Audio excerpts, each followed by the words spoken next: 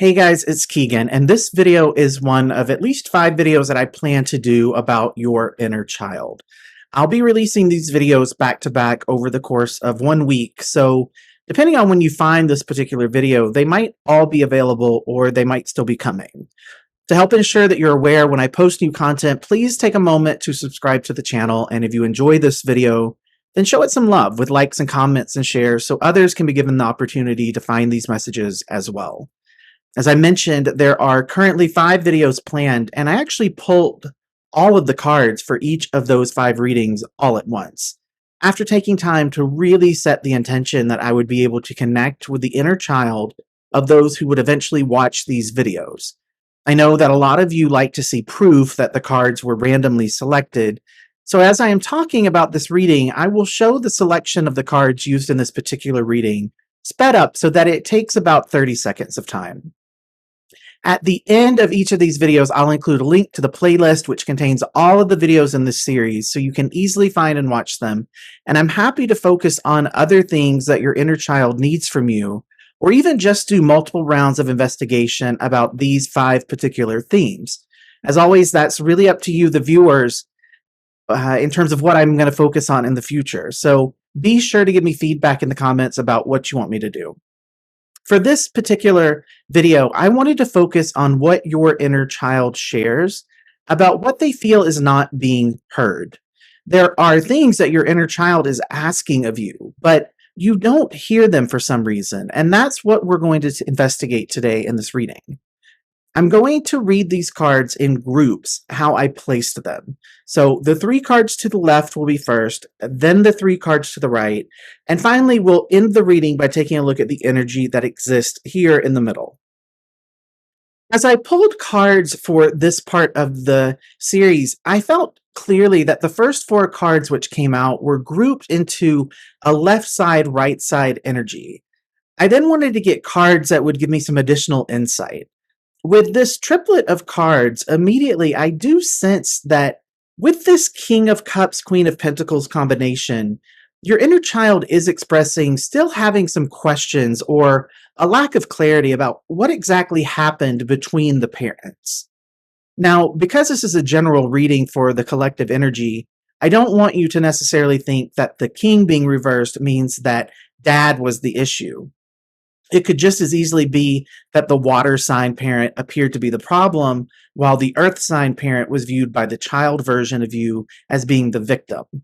The moon card coming out as the clarifier gives me a very strong indication that there might be things about your childhood which you as an adult have suppressed, or maybe simply aren't aware of the impact that it still has on you. Regardless of which scenario fits best for your own personal experience, there is a common theme here, which is around confusion or a lack of clarity.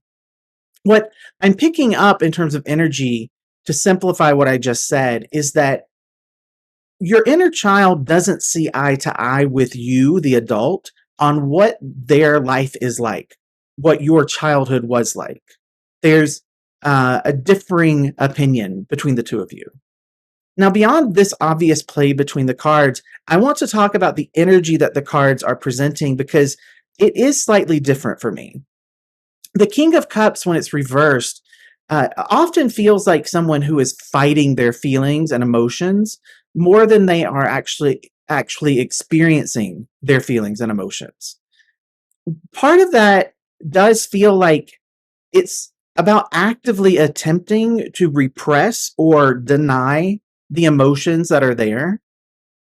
But the bigger part of this energy I sense here is really about being scared to fully express the feelings that you're actually dealing with. While we're talking about your inner child, I also sense that the adult version of you who is listening to me now likely relates to the things that I'm saying. So if you think about it, as challenging as and confusing as it might be for you to engage in this battle with your emotions, imagine how that feels for your inner child. I think that the request coming through from them is to help them understand and express their emotional needs in a way that feels safe and nurturing and compassionate. And I think that the reason you don't actively hear that request coming from them is because you yourself are not willing to ask for that same emotional need to be met. If you stifle or dismiss your own feelings, you are honestly, in a way, being slightly emotionally abusive to yourself. And because of that, you're also being slightly emotionally abusive to your own inner child. What I mean by that is if we don't focus on our trauma and we allow it to linger without being healed, then that trauma becomes part of the filter through which we make our decisions. And that's true even if that trauma is something that we consciously don't remember or deliberately don't allow ourselves to ever focus on. There really is a beautiful energy here because your own healing and deepening of your understanding of yourself and really giving yourself the love and support you need in order to ask for help without feeling ashamed teaches your inner child that it's okay for them to be honest and open about their own emotional needs. And because I do sense that there's confusion on both sides of this timeline about what exactly happened and who exactly was to blame, you and your inner child actually need one another to unravel this fully and to be able to get to the truth. So, as we move to the energy here on the right side, it feels like a continuation of the energy we've already discussed, but it is actually a separate need of your inner child that isn't being heard. The Emperor here, I think, is the main request. They want someone to lead them, to protect them, provide for them. The Emperor is associated with a father figure, in addition to just representing energy of authority and power and wisdom. There is, for some of you, an actual yearning for a father, meaning as a child, you might not have known your father, or maybe you lost your father at a very young age. But for the collective, it's actually coming through as frustration that no one seems to notice that your inner child is actually on their own. And that might be true for your actual childhood itself. As a child, you might have been literally left on your own, or maybe felt like no one was really watching out for you. The King of Wands reversed, to me, honestly, just seems to represent that dynamic between what the inner child needs, which is a father figure of sorts or a protector, versus what the inner child actually has, which is a lack of ability to lead or be fully responsible on their own. The King of Wands reverse can point to times where we are making really unrealistic demands, either of ourselves or of others. I have a really funny spirit guide who often delivers the messages that they want to have heard with a really quick sentence or two. And I just heard, I want answers and I want someone else to be responsible for all of this. And that really is a good summary of the energy coming forward from your inner child. And some of you might be laughing right now because that sentiment still rings true for you in your actual adult life. But you are the adult now, and having the same general attitude about your life and your responsibility for yourself as your inner child has, it's not the best situation for you to be in. The clarifying energy here with this 10 of Cups reversed is giving me really interesting energy. I'm immediately drawn to this lack of connection your inner child has with you and that you have with your inner child. There's a need here for the two of you to form a connection and work on establishing a relationship with each other. It's up to you to initiate that, though. And I think maybe one of the easiest ways you can accomplish it is to think about yourself as a child and what you felt you weren't being given that you really truly needed. And this isn't about random things that you wanted, but things you really needed. Things like being held or being kept safe, knowing that your basic needs would be guaranteed. Being able to say when you are upset or to actually display your anger about something might have been something that you weren't regularly allowed to do. Doing that might have actually have gotten you in trouble. Once you connect to those things, ask yourself if you are still being neglectful with yourself in those same areas. And if you are, then it's time to begin allowing yourself to have those needs addressed. Because giving those things to yourself is also giving them to your inner child.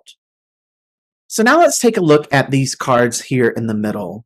The first card out was Strength Reversed. And what comes through more than anything else for me is really about your willingness or your comfort in being vulnerable or being in a weakened place. Whenever we have to deal with our trauma or our pain, it's always going to deplete us in a way to really truly process that energy and release it. There's a cost to us for the effort of healing. But the reward of the effort of healing is that we are no longer held back by that unprocessed traumatic energy. If feeling vulnerable or weak is something that you are completely unwilling to do, then just know you're also unwilling to truly allow yourself to heal. I also sense a fear here specific to feeling like you might lose control of your emotions if you really allow yourself to feel them.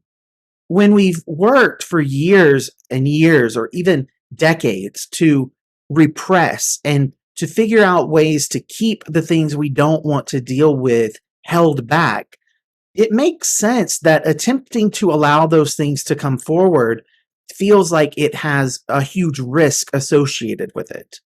It's like shaking a bottle of soda. If you just open it immediately, the pressure that is released is big and explosive.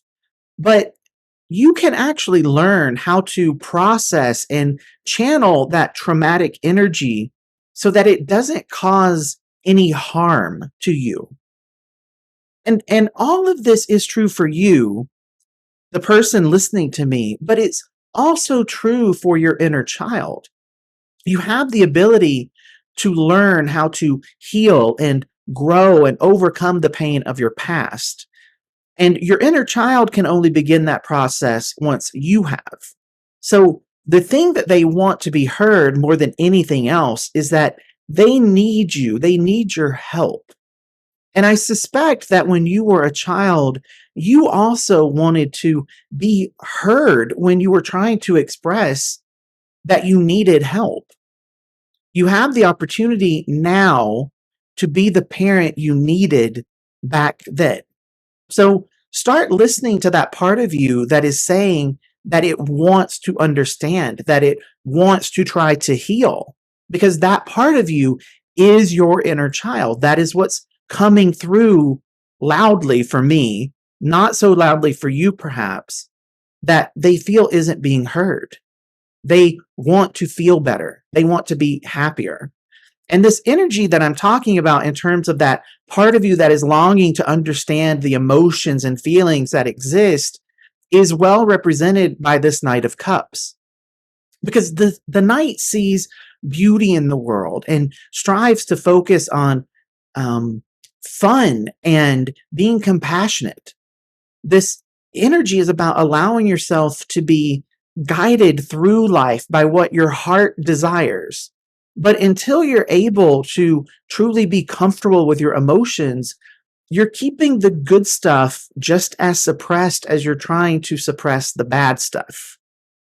So that brings us to the end of this part of this series, this particular reading. And I just wanted to say thank you for watching me. And as always, I ask that you give the video a thumbs up and leave a comment, even if it's just to say hello. That just helps to get the algorithm to show more people the video. If you're not yet a subscriber, but you've hung out with me for this whole reading, maybe I'm a reader that you'd like to subscribe to, so you can get notified when I post new content. There are 3 more videos in this particular series, and I've included links to some of those as well as the official Inner Child playlist in case you want to hang out and watch some more of my videos. If you'd like to book a personal reading with me, you can do so through my website, keagankirk.com, and I'm sending you lots of supportive energy. See you next time. Bye.